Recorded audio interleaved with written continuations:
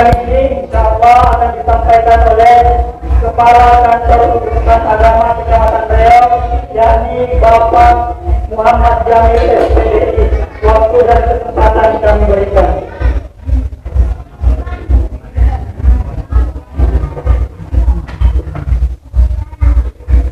Assalamualaikum warahmatullahi wabarakatuh. Waalaikumsalam. Alhamdulillahirabbil alamin. Arsala rasulahu bil huda wa dinil haq liyudhhirahu 'ala dini kullihi walau karihal kafirun. Asyhadu an la ilaha illallah wa asyhadu anna Muhammadan 'abduhu wa rasuluh. Allahumma shalli 'ala Muhammad wa 'ala alihi wa sahbihi ajma'in. Amma ba'd. Yang kami hormati Bapak Imam Nurul Hakim Ojak, Bapak-bapak tokoh agama, tokoh masyarakat Kecamatan Riau, tingkatnya rekan-rekan penduduk yang kami hormati, tingkatnya para hadirin dan hadirat, adik-adik sekalian yang dirahmati Allah Subhanahu wa Ta'ala. Segala puji kita haturkan kehadirat Allah yang senantiasa berikan rahmat kepada kita semua, sehingga pada sore ini kita dipertemukan dalam rangka untuk memperingati maulidnya Nabi Muhammad Sallallahu Alaihi Wasallam. Jadi kalau diucapkan Sallallahu Alaihi Wasallam itu harus dijawab dengan Sallallahu Alaihi. Jadi saya lihat di ibu-ibu tadi itu tidak ada yang jawab. Nah, Sallallahu Alaihi Wasallam. Jadi kata Nabi, manusia yang paling gigih itu bukan yang tidak memberikan uang, tetapi yang gigih itu menurut Rasulullah Sallallahu Alaihi Wasallam, yaitu ketika namanya disebut lalu kemudian kita tidak jawab, maka itu kategori gigih. Mau dikatakan gigih itu pasti tidak mau. Jadi alhamdulillah pada sore ini kita sedang melaksanakan maulidnya Nabi Muhammad Sallallahu Alaihi Wasallam. Alhamdulillah sudah ada suara. Jadi Nabi Muhammad Sallallahu Alaihi Wasallam juga itu melaksanakan maulid memperingati hari kelahirannya.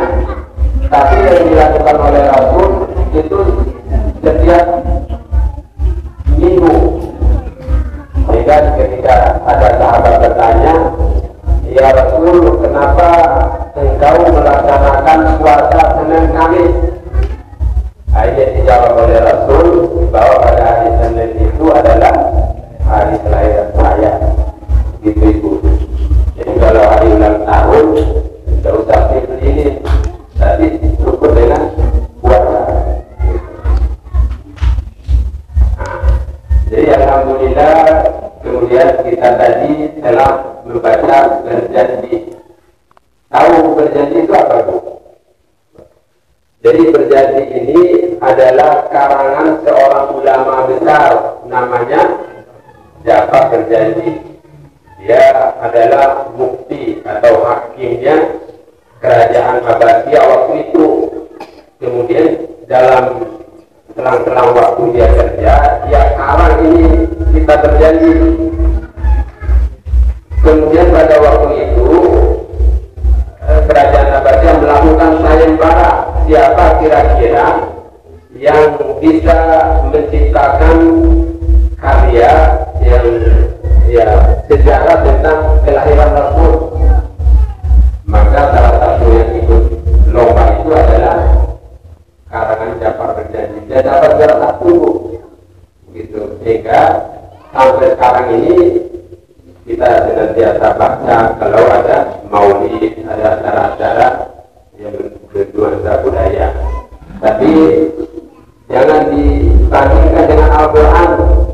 Jadi jangan sampai ada berpikir setelah baca berjanji Al-Qurannya dilupakan. Nah itu yang salah. Jadi Al-Quran itu adalah kitabnya siapa? Kitab Allah. Sedangkan berjanji itu adalah karangan manusia. Aneh kalau misalnya ada yang baca berjanjinya langsung,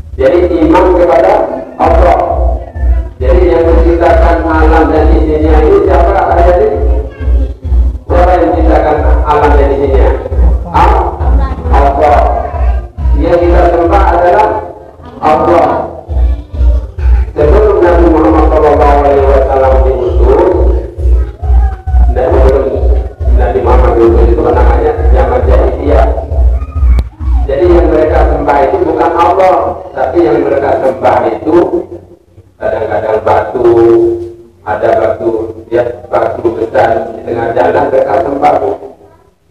Kemudian lihat matahari, mereka sembah matahari. Ada api, mereka sembah api. Kemudian mereka buat patung, kemudian patung itu mereka sembah. Jadi kalau seandainya pada zaman itu ibu-ibu yang pandai merangkai telur ini, itu bisa juga dijadikan sebagai alat sembahan. Jadi setelah dirangkai ini pasang kompos, telur, kemudian kasih warna, kemudian mereka sujud di telur itu.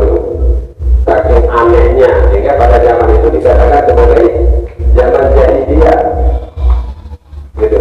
Jadi alhamdulillah, sehingga kata Allah dalam firman Allah dalam Al-Quran Ibrahim itu, "Fadzakiruhum bi'ayyidillah." Jadi peringatilah hari-hari Allah, dan salah satu hari Allah itu adalah maulidnya Nabi Muhammad SAW. Kemudian yang kedua, tujuan Nabi Muhammad SAW diutus adalah untuk menyampaikan perintah sholat. Jadi itu saya lihat ibu-ibu ini tidak ada sholat, iya tak? Jangan sampai ada pikiran setelah buat telur ini, buat male, buat kue, gugur perintah sholatnya. Itu salah. Jadi Rasulullah berarti peringatan maulidnya kita ini gagal. Nah, berarti kita ini cuma mau ambil buahnya, berarti tidak ambil inti dari perintah Rasul, sholat. Jadi sholat itu adalah tiang agama, la ikrah, as-sholati imaduddin. Sholat itu tiang agama. Kemudian yang pertama kali dihisab itu adalah sholat di hari kiamat nanti. Percaya kita ini hidup selamanya atau hidup untuk sementara, Bapak? Sementara, begitu. Jadi yang adanya lagu itu, yang kaya mati, yang miskin juga mati, raja-raja mati, orang biasa juga mati. Jadi 4 hari yang lalu, Ibu, orang terkayanya dunia itu meninggal. Jadi uangnya saking banyaknya itu, rumahnya mulai dari fondasi sampai atas itu bisa dijadikan uang. Maksudnya kita pakai uang, saking banyaknya uang. Jadi terkaya dunia meninggal juga, Bu. Jadi seandainya nyawa itu bisa dibayar, mungkin baru dari uangnya dia bisa beli itu nyawa, tapi tidak bisa. Jadi kaya juga itu mati, begitu. Itu makanya jangan berpikir kita kan sudah memperingati maulid ini, tidak usah sholat, begitu. Padahal sholat itu adalah inti. Jadi yang membedakan kita dengan orang kafir itu adalah di sholatnya. Coba kalau masalah bayar zakat, meskipun namanya apapun di mereka itu, mereka kasih atau bayar zakat. Kalau masalah kebaikan, mereka juga melalui kebaikan. Jadi perbedaannya adalah pada sholatnya. Itu makanya harus sholat. Jadi masjid ini sudah ada di posisi pertengahan perkampungan ini. Sayang Pak Bu kalau tidak dipakai. Jadi tidak mungkin kita yang di Riau ini datang ke sini untuk melaksanakan sholat. Dibayangkan setiap Jumat yang enggak itu saatnya tidak sampai 2. Iya. Jadi kalau masalah pemahaman agama, di sini sudah ada penyuluh agama. Tahu? Di sini sudah ada penyuluh agama. Jadi di Ojang ini ada di Ojang, ada Ojang Barat, Teluk Bilang. Padahal ini orang Betawi, kemudian itu anunya, tapi kainnya alat Rasulullah SAW. Jadi masih panjang Bapak Ibu sekalian, alatnya Rasulullah SAW. Kalau kita ceritakan itu banyak waktu yang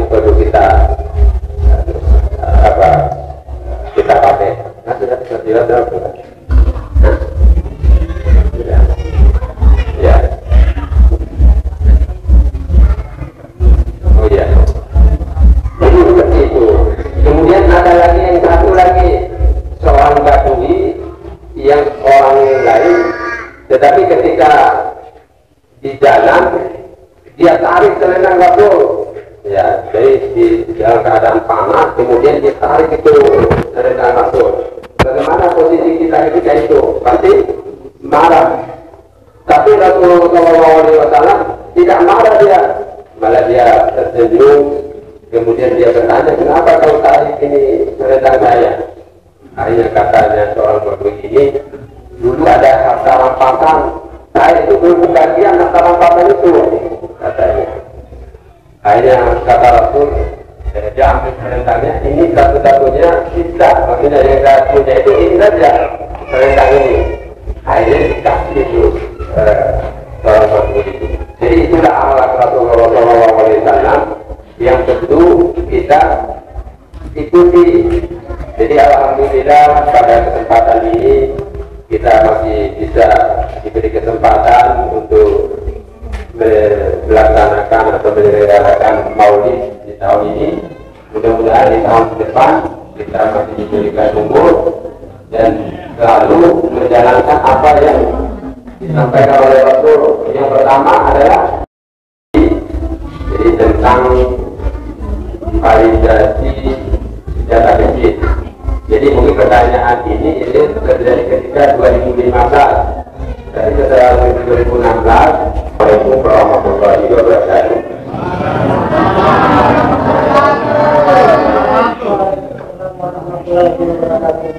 Jadi tadi memori dibawakan oleh Kepala Kantor Instansi Agama Kesehatan Riau.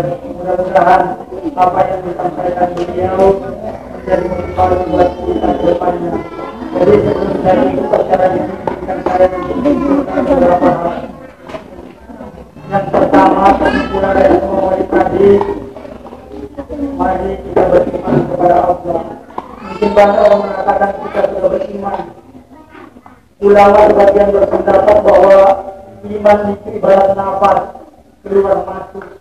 Hari ini atau pada saat ini kita mungkin beriman, bisa saja keluar dari masjid sudah di luar dari masjid kita.